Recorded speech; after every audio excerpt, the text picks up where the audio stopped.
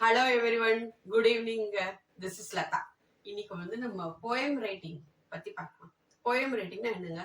கவிதை எழுதுறது இல்ல பாட்டு, வர்ணனையோட பாட்டு எழுதுறது, அதுதான் வந்து போயம் ரைட்டிங் அப்படின்னு சொல்லுவோம். ஏன் இது வந்து நம்ம குழந்தைங்களுக்கு சொல்லிக் கொடுக்குற ஒரு கைண்ட் ஆஃப் ஆர்ட். இது ஏன் ரொம்ப சொல்லிக் கொடுக்கணும், இது ஏன் இம்பார்ட்டன்ட் அப்படின்னா, பேனாமுனை கத்தி முனையை விட கூர்மையானதுன்னு சொல்லுவாங்க. ஏன் அப்படின்னு சொன்னா, எழுத்தாளர்களாலதான் வந்து சொசைட்டி இந்த அளவுக்கு நல்லா முன்னேறி இருக்கு. நிறைய ரிஃபர்மேஷன்ஸை பேனா மூலியமா கொண்டு வர முடியும். கத்தி மூலியமா கொண்டு வரதையும் விட பேனா மூலியமா கொண்டு வர முடியும். நம்ம ரொம்ப மென்டலி ஸ்ட்ராங்கா ஆகிறதுக்கும், நமக்கு உலகம் பத்தின எல்லா விஷயமும் தெரியறதுக்கும் நமக்கு முதன்மையா என்ன தேவை? தேடல் தேவை. அந்த தேடலை எங்க நம்ம உருவாக்க முடியும்னா, நம்ம எழுதும் போதுதான் நிறைய தேட ஆரம்பிப்போம், நிறைய இன்ஃபர்மேஷன் கலெக்ட் பண்ண ஆரம்பிப்போம், நிறைய விஷயத்த பார்க்க ஆரம்பிப்போம்.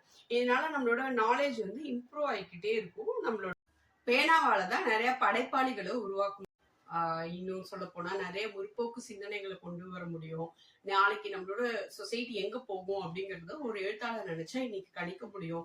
நிறைய விஷயத்துல இருந்து நம்ம நல்லா முன்னேறியதுக்கு காரணம் எழுத்தாளர்கள் தாங்க. இதை நம்மளால நோன்னு இதுக்கு நம்ம சொல்லவே முடியாது. அவங்களோட உழைப்பு சொசைட்டிக்கு இல்லாம இந்த டெவலப்மெண்ட்டை நம்ம பார்த்திருக்க முடியாது.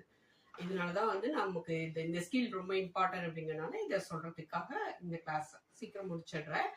இங்க பாருங்க, எந்த போயம் எழுதுறதுக்கு முன்னாடியும் வர்ணனை அப்படின்னு சொல்லுவோம். நம்ம அந்த விஷயத்த ரசிக்கணும். we need to feel happy and enjoy. அப்பதான் நம்மளால அதை எழுத்து மூலியமா கொண்டு வர முடியும். சோ அதுக்கு வர்ணனை வேணா என்ன பண்ணணும், நான் அப்பயே உங்ககிட்ட சொல்லியிருக்கேன். டிஸ்கிரைப் அப்படின்னு சொல்ல சொன்னீங்கன்னா வரிசையா டிஸ்கிரைப் பண்ண ஆரம்பிப்போம். எதை வேணா இருக்கட்டும்.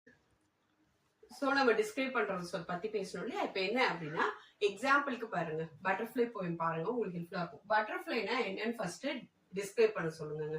பட்டர்ஃபிளைனா என்ன? அதுக்கு விங்ஸ் இருக்கும், அது கலர்ஃபுல்லா இருக்கும், அது பார்க்க குட்டியா இருக்கும், ஃப்ளவர்ஸ் மேல இருக்கும். ஓகேவா? அதோட ஆட்ரிபியூட்ஸ் தான் இதெல்லாம். என்ன வேணா இருக்கலாங்க, ஹைட், கலர், வெயிட், சைஸ், அதோட ஃபீச்சர்ஸ் எல்லாமே. இப்ப எலிஃபண்ட் அப்படின்னா என்ன சொல்லுவீங்க? அது குண்டா இருக்கும், நடக்கும், வெயிட் எல்லாம் நிறைய மரத்தெல்லாம் எடுத்து தூக்கி போடும். அந்த மாதிரி நம்ம எலிஃபண்ட், அதுக்கு தும்பிக்கை பெருசா இருக்கும். நம்ம அந்த மாதிரி எலிஃபண்ட் டிஸ்கிரைப் பண்ணலாம். அது மாதிரி எல்லா அனிமலையும் நீங்க டிஸ்கிரைப் பண்ணலாம். பாக்குற எல்லா விஷயத்தையும் நீங்க டிஸ்கிரைப் பண்ணலாம். ஸ்டார் எடுத்துக்கோங்க, அது ரொம்ப டிஸ்டன்ஸ்ல இருக்கும். ட்விங்கிள் ட்விங்கிள் லிட்டில் ஸ்டார்னு அதுலதாங்க ஆரம்பிச்சாங்க. அதுகிட்ட அந்த ஆட்ரிபியூட் இருக்கும். அது பிளாக் ஸ்கைல இருக்கும்.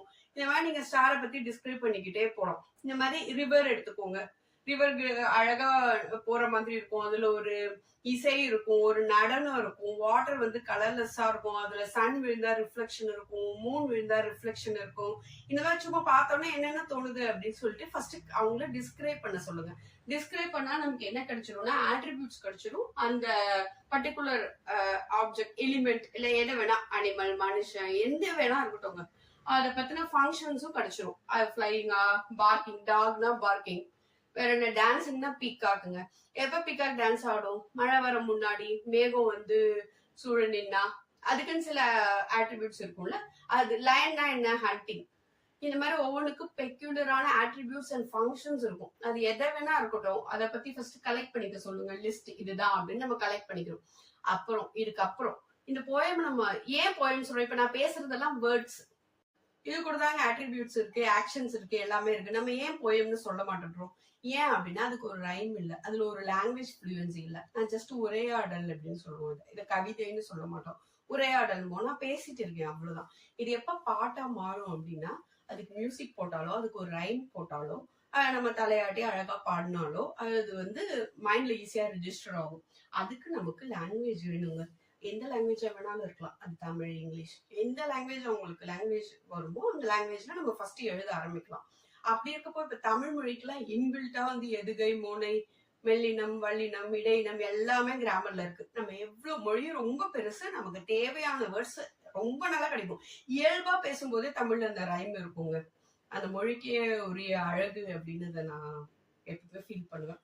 ஸோ அந்த ஒவ்வொரு வேர்டுக்கும் ரைமிங் வேர்டு வந்து செலக்ட் பண்ணணுங்க. நம்ம எந்த வேர்டை, எதை நம்ம ஆட்ரிபியூட்டா அதுல டிஸ்கிரைப் பண்ண போறோமோ அதோட ரைமிங் வேர்டை செலக்ட் பண்ணி சென்டென்ஸ் அப்படியே தொடர்ந்து கனெக்டிவா ஃபார்ம் பண்ணிட்டே வந்தா அது போயம் ஆயிடும்.